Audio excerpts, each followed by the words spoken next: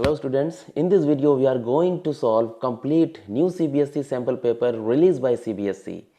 साथ ही साथ मैं आपसे शेयर करूंगा अपना 5 साल का एक्सपीरियंस जो मैंने कॉपी चेक करते वक्त महसूस किया है, कब मैं नंबर इंक्रीज करता था, कब मैं नंबर डिक्रीज करता था। ज़्यादातर नंबर जो होता था इंक्रीज किए जाते हैं CBSE में, तो परेशान मत होना। लेकिन अगर आपने वो की पॉइंट्स, कीवर्ड्स आपने आंसर में दे रखे हैं तो आपके लिए फ़ायदा होगा। ठीक है, वो सारे की पॉइंट्स, सारे कीवर्ड्स मैं आपको बताऊंगा। तो चलिए शुरू करते हैं आज का वीडियो। ओके स्टूडेंट्स, वीडियो शुरू करते हैं अपना। ये रहा, जर्नल इंस्ट्रक्शंस दिए हैं, बहुत ध्यान से पढ़ना है इनको। The question paper has 39 questions. ठीक है, 39 क्वेश्चंस हैं स्टूडेंट्स आपके लिए, और 5 सेक्शंस में डिवाइड हैं। वो सारे क्वेश्चन कंपलसरी हैं, इंटरनल चॉइसेस है कुछ क्वेश्चंस में। सेक्शन ए के पास में 20 ऑब्जेक्टिव टाइप क्वेश्चंस हैं जिनका 1 मार्क्स दिया जाएगा। सेक्शन बी जिनके पास में 6 वेरी शॉर्ट हैं जो 2 मार्क्स के हैं आपके। ठीक है, जिनकी रेंज दी गई है आपको, वर्ड लिमिट दी है यहाँ पे, पहली बार दी है 30 to 50 वर्ड्स। ये लिमिट या वर्ड्स जो भी दिए गए हैं, ठीक है, इन पे मत जाइएगा और आप अपना कंसंट्रेशन जो है अपने आंसर पे दीजिएगा कि हाँ ये हो पा रहा है या नहीं हो पा रहा है, उससे मतलब नहीं, आपका आंसर सही हो। और वो क्या की पॉइंट होंगे, की वर्ड्स होंगे, वो मैं आपको बता दूंगा। ठीक है, सेक्शन सी के पास में बच्चों हैं 7 शॉर्ट आंसर, जिसमें आपके 3 मार्क्स के हैं और 50 to 80 वर्ड्स में देना है। सेक्शन डी के पास में आपके पास में 3 लॉन्ग हैं, सिर्फ 3 लॉन्ग्स हैं। ठीक है, तो परेशान होने की ज़रूरत नहीं, जो कि 5 मार्क्स हैं, जिनकी रेंज है 80 to 120 वर्ड्स की। ओके, सेक्शन सी के पास में 3 केस बेस्ड क्वेश्चन हैं, 4 मार्क्स ईच हैं। तो ये थी जनरल इंस्ट्रक्शन की लिस्ट आपके सामने, उन्होंने बता भी दिया है। ठीक है, सब कुछ बताया है, कितने मार्क्स के कितने कितने हैं, वर्ड लिमिट भी बता दी है। तो पहला क्वेश्चन आपके लिए ये रहा। The change in the color of the moist litmus paper in the given setup is due to। जब भी लिटमस पेपर जो मॉइस्ट होगा उसमें जो चेंज आएगा कलर, जब भी लिटमस पेपर जो चेंज करता है तो हमेशा याद रखिए किसकी बदौलत वो चेंज करता है, तो वो होते हैं H+ आयन की बदौलत वो चेंज करता है। यानी एसिडिक नेचर जब भी शो होगा तो H+ आयन की वजह से होगा। तो आंसर इसका होता है 3rd। ठीक है, तो यहाँ पे भी ओनली 3rd ही है। दूसरा क्वेश्चन बहुत ही इंपॉर्टेंट है, यहाँ पे रिडॉक्स रिएक्शन से पूछा है, आपके आने वाले टाइम पे यही होगा। ठीक है, आएगा जरूर। MnO2 + 4Cl मैग्नीज ऑक्साइड है। ठीक है, HCl के साथ में रिएक्शन करवाया गया है उसका, तो बना क्या है या हुआ क्या है, तो MnO2 is reduced to MnCl2 and HCl is oxidised to chlorine. ये ऑप्शन बना सही। एक और सेटअप दिया है उन्होंने, which of the following correct observation है। टोंग से पकड़ा हुआ है, किसको पकड़ा, मैग्नीशियम रिबन को पकड़ा है, बर्नर है, जला दिया है उसको। तो जाहिर सी बात है magnesium ribbon Burns with the brilliant white light, और आप इसका रिएक्शन भी आपको पता होना चाहिए, Mg+O2 गिव्स आउट MgO। ठीक है, मैग्नीशियम ऑक्साइड बनेगा, यहाँ पे 2 कर लीजिए, यहाँ पे 2 कर दीजिए, ये रिएक्शन बनता है। 4th क्वेश्चन क्या कह रहा है हमारा, कार्बन डाइऑक्साइड दी है, कार्बन मोनोऑक्साइड दिया है, क्लोरीन दी गई और ऑक्सीजन दिया है। विच of the following is correct in the table. तो ऑप्शन आपके एसिडिक ऑक्साइड्स कौन होते हैं, तो ये होते हैं। Used in treatment of water, तो क्लोरीन यूज होती है। Production of respiration, carbon dioxide है हमारा, और product of incomplete combustion carbon monoxide है। इसीलिए कार्बन मोनोऑक्साइड, जब पोल्यूशन की बात होती है तो कार्बन मोनोऑक्साइड का जिक्र जरूर आता है, कार्सिनोजेंस भी हैं ये। ठीक है, इनकम्प्लीट कंबशन जब होगा पेट्रोल या डीजल का, तो तभी तो गाड़ियों के ऊपर ये बैन लगा रहता है कि उनसे धुआं ज़्यादा ना निकले। याद रखिएगा, क्योंकि ये आपका नेक्स्ट जो क्वेश्चन आपका चैप्टर है और इन्वायरमेंट, उसमें ये चीज़ें हैं। On placing the copper coin, अब यहाँ पे उन्होंने कॉपर कॉइन ले लिया है बच्चों। ठीक है, containing the green ferrous sulphate लिया गया है यहाँ पे। It will be observe that ferrous sulphate solution, क्या ऑब्जर्व होगा, तो कुछ भी ऑब्जर्व नहीं होगा। रीजन है उसका, है ना, क्योंकि green remains green with no change, क्योंकि कॉपर जो है वो इतना रिएक्टिव नहीं है। ठीक है, जो FeSO4 को चेंज कर दे। हाँ, उल्टा अगर होता तो बात होती, यानी Fe + CuSO4 होता तो बात कुछ और होती। जस्ट रिएक्शन को उन्होंने रिवर्स कर दिया है, अच्छा क्वेश्चन बना दिया, ठीक है। बस ये दिमाग की बात है अपने कि डिस्प्लेसमेंट रिएक्शन होगा कि नहीं होगा। तो आपको रिएक्टिविटी सीरीज अगर याद है तो ऐसे क्वेश्चंस में परेशानी नहीं होने वाली। तो ये तो इसको रिप्लेस कर देगा, लेकिन Cu जो है वो Fe को रिप्लेस नहीं कर पाएगा, इसीलिए सॉल्यूशन आपका रिमेन्स ग्रीन रहेगा for ever. Question number 6, Anita ने ऐड की है few drops of the dilute acetic acid and dilute HCl on a pH paper के ऊपर एंड कंपेयर्ड द कलर्स। उसने कलर्स को कंपेयर किया। Which is the following is the correct conclusion है, ठीक है। तो आंसर है आपका पीएच ऑफ एसिटिक एसिड जो है उसकी ज्यादा है, मोर है देन द हाइड्रोक्लोरिक एसिड, ठीक है। पीएच पेपर को अगर देखा जाएगा तो जाहिर सी बात ये थोड़ा थोड़ा येलो होने, यहाँ पे जो एसिटिक एसिड है वो येलोइश नेचर शो कर देगा। HCl जो है वो आपका किस कलर का मैं करे दे रहा हूँ उसको, रेड। तो ये रेडनेस शो कर देगा आपके पीएच पेपर पे, ठीक है।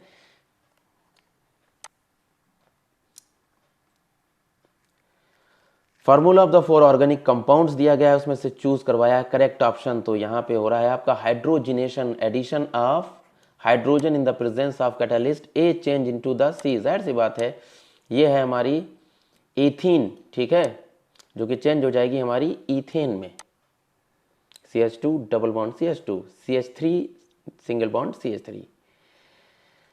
इन the transverse section identify the layer where the maximum photosynthesis occur, जहां पे सबसे ज्यादा फोटोसिंथेसिस हो रही है। ऊपर तो होने से रही है तो एपिडर्मिस हो गया, ठीक है, ये वाला हिस्सा अपना। लेकिन दूसरा हिस्सा यहाँ पे होगी, यहाँ पे मेसोफिल सेल्स हैं, ये वाला और ये वाला, ठीक है, स्पॉन्जी और आपके पहला ये वाली सेल्स आपकी। तो यहाँ पे दूसरा और तीसरा ऑप्शन आपका करेक्ट है। तो देख लीजिए बी वाला ऑप्शन जो है वो आपका करेक्ट है। ये डायग्राम इसीलिए बहुत ज़्यादा इंपॉर्टेंट है, बायो में और केमिस्ट्री में भी सेटअप सारे याद करने पड़ेंगे। बायोलॉजी में डायग्राम बनाने के लिए तो नहीं है, लेकिन उन्हें पूछे बहुत अच्छे तरीके से हैं। Question number 9, observe the experimental setup shown in the below and name the chemical X indicated as that can absorb the gas which is evolved as a byproduct of respiration, ठीक है। रेस्पिरेशन के वक्त जो gas निकल रही है तो जाहिर सी बात CO2 निकल रही है। CO2 का एब्जॉर्बर कौन होता है आपका, ठीक है, KOH इसको एब्जॉर्ब कर लेगा, यहाँ पे याद रखिएगा, potassium hydroxide. If a tall pea plant is crossed with the pure dwarf pea plant, ठीक है, then what percentage of F1 and F2 generation respectively will be tall, ठीक है। तो पहली जनरेशन F1 जनरेशन जो बच्चों आई थी कैसे थे, ऑल टॉल थे। सेकेंड जनरेशन में आपका 3:1 का रेशियो आया था, याद है ना। तो इसमें तो 1:1:1 सारा रेशियो एक ही जैसे, तो इसमें 3:1 का रेशियो था। तो यानी 75% जो थे वो आपके टॉल थे, 25% आपके, ठीक है, ड्वार्फ थे। और इसको 2/3 भी बोल सकते हैं और 1/4 भी बोला जाता है, ठीक है। तो 100% पहले था और बाद में 75% टॉल थे।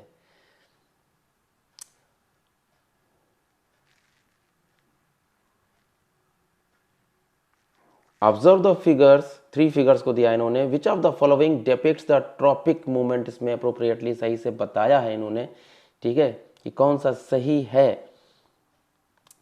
ये वाला तो नीचे की तरफ आ रहा है, ग्रेविटी की तरफ आ रहा है, ये भी ग्रेविटी की तरफ आ रही है, ठीक है। ये ऊपर की तरफ जा रहा है, ये भी ऊपर की तरफ जा रहा है, ठीक है। और ये जा रहा है आपका जमीन की तरफ और ये जा रहा है आपका ऊपर की तरफ, ठीक है, अगेंस्ट द ग्रेविटी। तो ऑप्शन आपका बना जा करके डी, ओनली सी, ठीक है। ऊपर positive and negative geotropism show, ठीक है, होता है कि पॉजिटिव जियोट्रॉपिज्म आपकी जो शो करती हैं वो आपकी रूट्स हैं, जो नेगेटिव जियोट्रॉपिज्म शो करती हैं वो आपकी स्टेम है।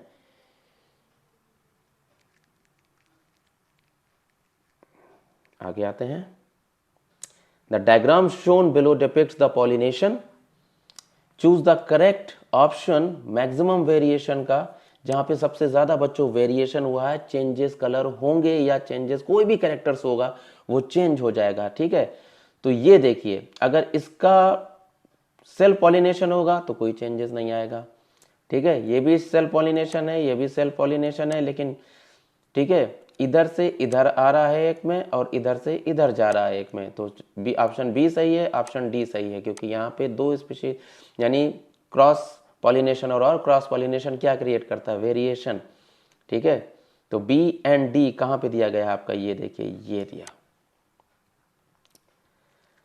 A complete circuit is left on the several minute causing the left for the several minute causing the connecting wire copper wire to become the hot, ठीक है। As the temperature of the wire increases the electrical resistance of the, जैसे ही temperature बढ़ेगा, ठीक है, temperature बढ़ता है साथ में ही हमारी जो रेजिस्टेंस होती है वो बढ़ जाती है, याद रखिएगा। क्वेश्चन अच्छा है। The current in the wire can be reversed, current में जो करंट है वायर में वो रिवर्स हो सकता है। The pole of the magnet can also be change over. How many four of the direction shown in the force can act on the wire, तो दो ही जगह लग सकता है, या तो साउथ की तरफ लगेगा या, ठीक है, या नॉर्थ की तरफ लगेगा, ठीक है। वो कैसे, वो ऐसे देखिए, फ्लेमिंग लेफ्ट हैंड का रूल क्या कहता है आपसे, ठीक है। ये फोर्स किया जा रहा है, ये बी जो है आपकी फील्ड शो कर रही है, ये करंट शो कर रहा है, ठीक है। तो ये देख लीजिए करंट हो गया, ये मोशन हो गया, ठीक है। अब कुछ भी इधर से उधर चेंज कर दीजिए, north to south, south to north ही रहना है, तभी वहाँ पे ऑप्शन आपका सेकंड करेक्ट है। ये देखिए, plastic insulation surrounds a wire having a diameter d and length कितनी दी गई है, L. A decrease in the resistance, आप अगर डिक्रीज करना चाहते हैं रेजिस्टेंस को, the wire would be produce by the increase, क्या इंक्रीज करना पड़ेगा, तो आपको इंक्रीज करना पड़ेगा डायमीटर ऑफ द वायर, ठीक है। अगर पतला वायर होगा, ठीक है, तो उसमें रेजिस्टेंस ज़्यादा हो जाएगी, और ये अगर मोटा कर देंगे आप, उसके लिए आपने डायमीटर बढ़ा दिया यहाँ पे, ठीक है, तो उसमें रेजिस्टेंस वेरिएबली क्या हो जाएगी, कम हो जाएगी। Which of the following patterns correctly describe the magnetic field around the long straight wire, ठीक है, कैरिंग करंट, क्या चीज़ है, फॉलोइंग पैटर्न्स है, करेक्टली डिस्क्राइब करते हैं, तो कॉन्सेंट्रिक सर्किल्स, ठीक है, centred around the wire. Suppose कर लीजिए वायर है और मैंने जब इसको पकड़ा तो ये मेरा थंब है और ये कंसेंट्रिक रिंग्स आ रही हैं हमारी, ये फिंगर्स आ रही हैं, ठीक है, जो गोला बना रही हैं, रिंग्स बनाएंगे, तो ये हमारी क्या हो गया, मैग्नेटिक फील्ड हो गया, ठीक है। Concentric circles centred around the wire. 17 to 20 assertion reason है, ठीक है, बहुत ध्यान से इनको करना, जब तक कि आपका कॉन्सेप्ट क्लियर नहीं होगा मेरे बच्चों, ये करना बड़ा मुश्किल होता है, बड़ा टफ हो जाता है, ठीक है। तो ये बहुत ही, ये उन्होंने पहले बता दिया था कि जो क्वेश्चन पेपर होगा वो कैसा होगा आपका, कॉम्पिटेंसी बेस्ड क्वेश्चन हो गया, तो वो यही वो तरीके हैं सब। असर्शन है आपका silver bromide decomposition used in black and white photography, सही है। Light provide the energy for the exothermic reaction, ये गलत है, क्योंकि यहाँ पे एक्सोथर्मिक रिएक्शन है नहीं, यहाँ पे डिकम्पोजिशन हो रहा है, ठीक है, यहाँ पे लाइट एब्जॉर्ब हो रही है यहाँ पे, ठीक है। तो ऑप्शन सी सही बैठता जा करके, मैंने ऑप्शन यहाँ पे लिख दिया है। Height in a P plants is controlled by the efficiency of enzyme and दस इज जेनेटिकली कंट्रोल्ड, ओके, ठीक है। यहाँ पे एंजाइम्स अगर दिक्कत हो रही है आपको समझने में, तो आप लोग याद कर लीजिएगा कि यहाँ पे हार्मोन्स हमारे भी वर्कआउट होते हैं, ठीक है। ऑक्सिन हुआ, साइटोकाइनिन्स हुआ, जिब्रेलिन्स हुआ, अगर ये हार्मोन्स परफेक्टली एक्सप्रेस नहीं होंगे, परफेक्टली रिलीज नहीं होंगे, ठीक है, तो प्लांट की हाइट शॉर्ट हो जाएगी। और अगर ये चीज़ परफेक्टली रिलीज हो रही है, अच्छे से एक्सप्रेस हो रही है, ठीक है, तो हमारा जो प्लांट होगा वो टॉल हो जाएगा। इसके पीछे रिस्पॉन्सिबल कौन होता है, इसके पीछे रिस्पॉन्सिबल होते हैं हमारे जीन्स, ठीक है। The specific sequence in a DNA that codes for the protein, वो कहलाते हैं आपके jeans.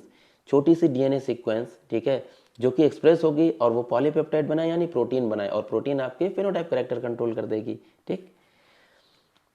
Cellular DNA is the uniform source of making the protein, देखिए वही वाली बात आ गई, ओके। तो ए करेक्ट है इसका, यानी असर्शन भी ठीक है और इसका रीजन भी ठीक है, परफेक्ट है। Amphibians can tolerate the mixing of oxygenated deoxygenated blood, ठीक बात है। Amphibians are animals with the 2 chambered heart, 2 नहीं है, 3 चैम्बर्ड हार्ट होता है इनका, ठीक है, एम्फीबियंस का और रेप्टाइल्स का आपके। रेप्टाइल में आपके एक एक्सेप्शन भी आ जाता है, वो आपका है क्रोकोडाइल। तो सी ऑप्शन इसका करेक्ट है। ए तो सही है, रीजन इज फॉल्स है ये वाला। A freely suspending a current carrying solenoid comes in a rest geographical, north and south के डायरेक्शन में हमेशा रुकेगा। कोई भी चीज़ हो जो भी जिसके अंदर मैग्नेट है, अगर उसको आप सस्पेंडेड फ्रीली सस्पेंड करेंगे तो नॉर्थ एंड साउथ के डायरेक्शन में वो हमेशा रुक जाएगा। रीजन है current carrying straight solenoid behave as a north pole, और दूसरा जो होता है साउथ पोल, यानी इसका भी ए ऑप्शन जो है आपका वो परफेक्ट है। सेक्शन बी आ जाता है अपना। The question number 21 to 26 are very short answers हैं। A clear solution of slaked lime made by the dissolving the calcium hydroxide in excess of water, हमने बनाया है।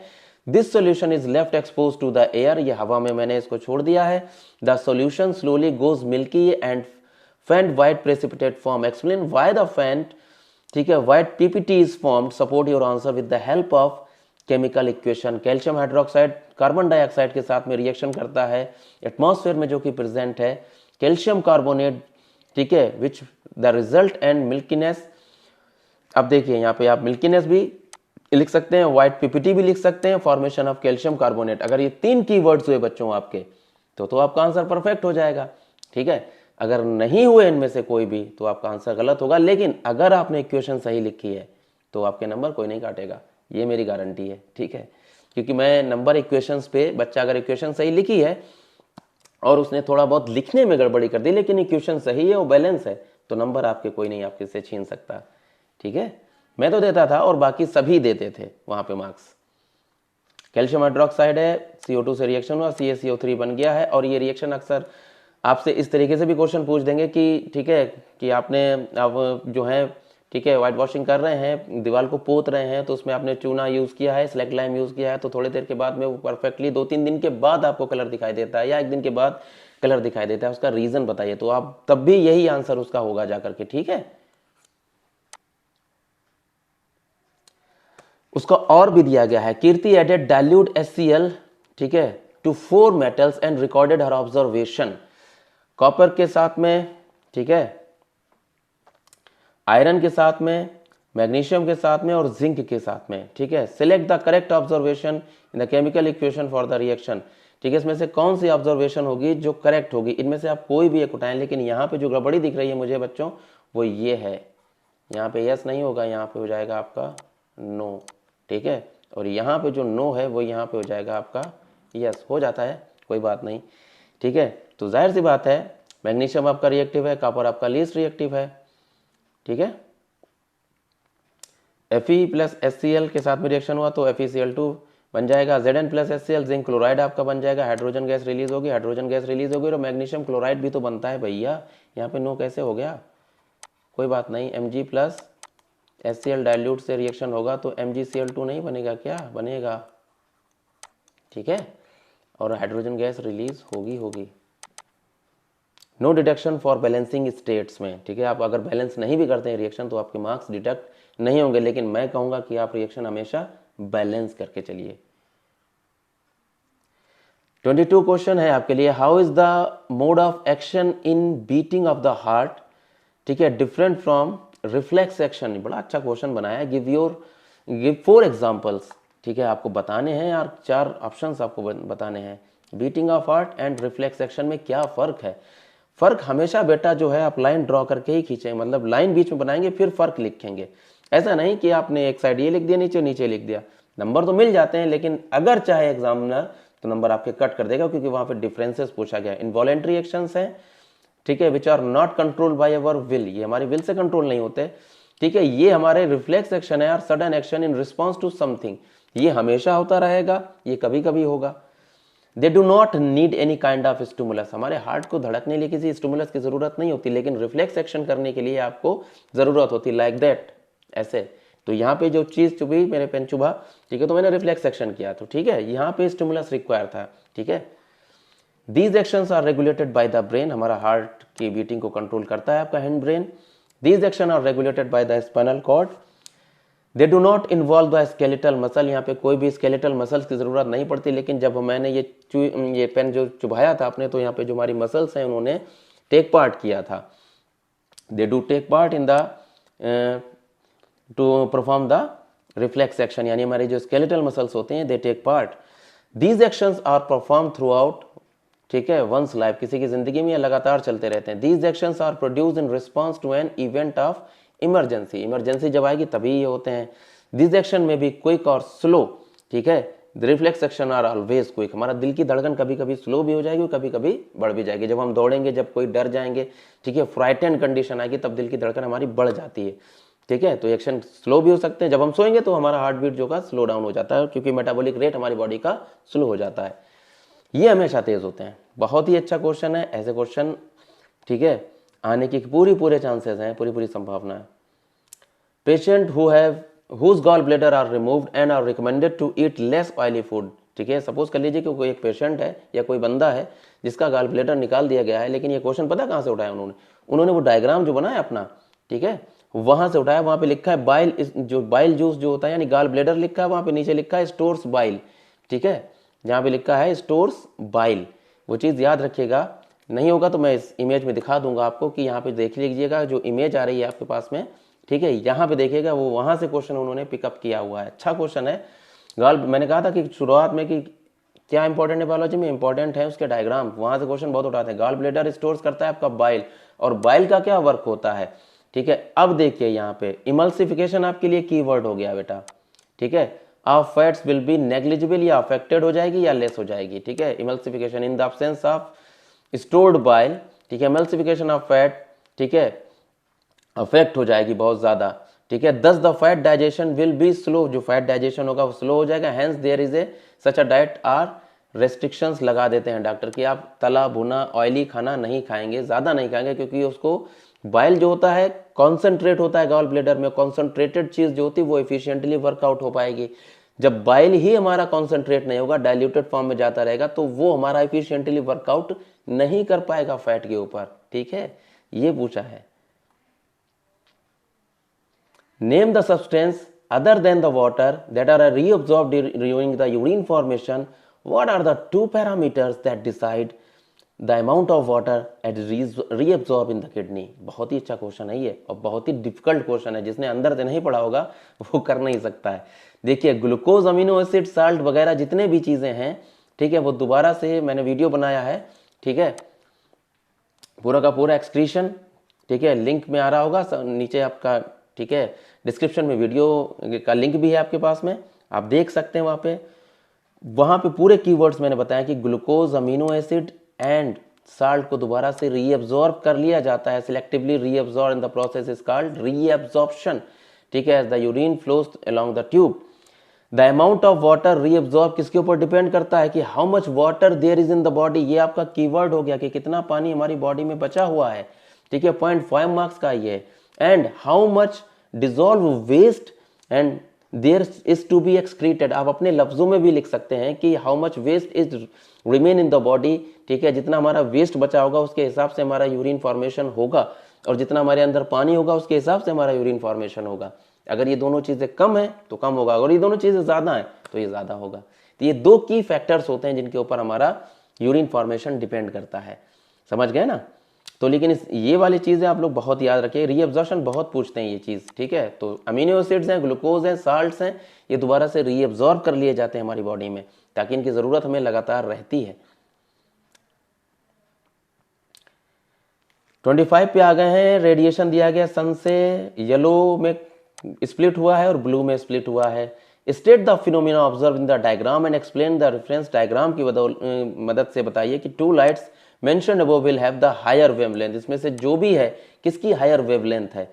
और भी दिया गया है, how will you use the two identical prism that narrow the beam of white light incident on a one prism emerge as a second prism and as a white light. यानी inverted वाला पूछा गया है, जो हमेशा पूछा जाता है।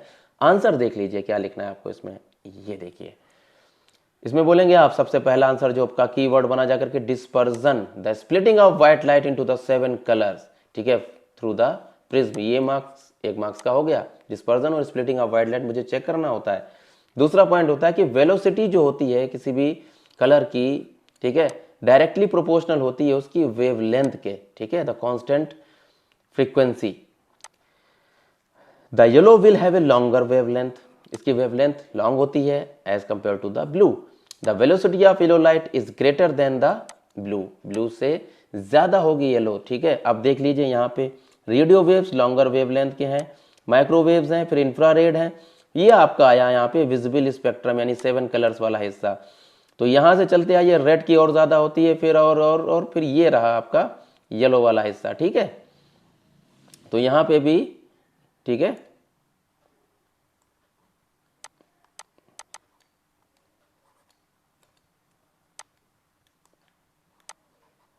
ये रहा। ओके, यहाँ पे अब यहाँ पे वेवलेंथ अगर दी गई है तो यहाँ पे भी लॉन्गर है।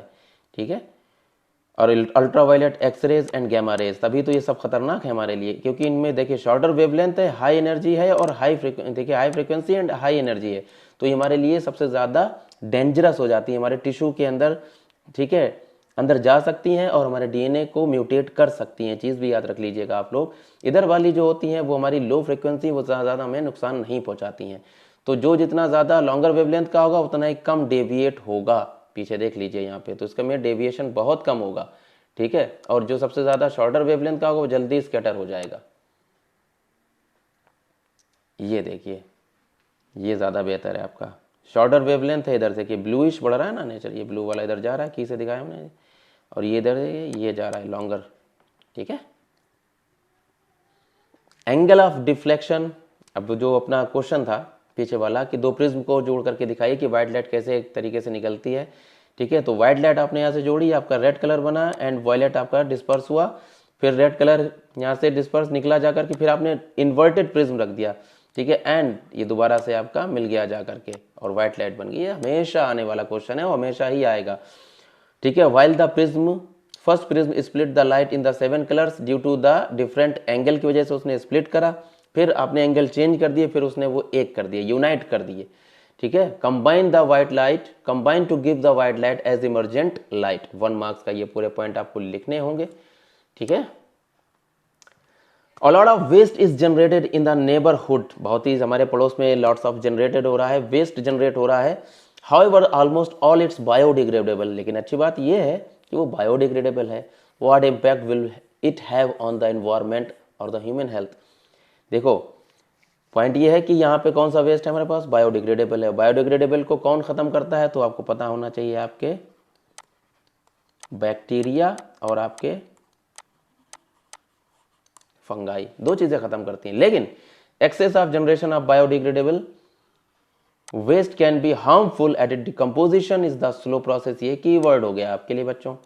Leading to the production of foul smell and gases, अलग अलग खराब तरीके की आवाज आएगी ना जब भी हम किसी कूड़े दान के पास से गुजरते हैं, ठीक है, जहाँ पे रखा हुआ तो वहाँ पे बहुत फाउल स्मेल आ रही है, क्योंकि वहाँ पे होता है आपका बायोडिग्रेडेबल वेस्ट जो कि सड़ रहा होता है। It can be breeding ground for the germs and create the unhygienic condition, और ये नहीं लिखना है आपका, तो ये आप ये बता सकते हैं कि ब्रीडिंग ग्राउंड होगा जो कि बहुत सारी बीमारियां फैला सकता है, डिसीजेस क्रिएट कर सकता है, इंसान को बीमार कर सकता है। बहुत सारे ऑप्शन आपके पास में है, लेकिन परफेक्ट होने चाहिए। ओके,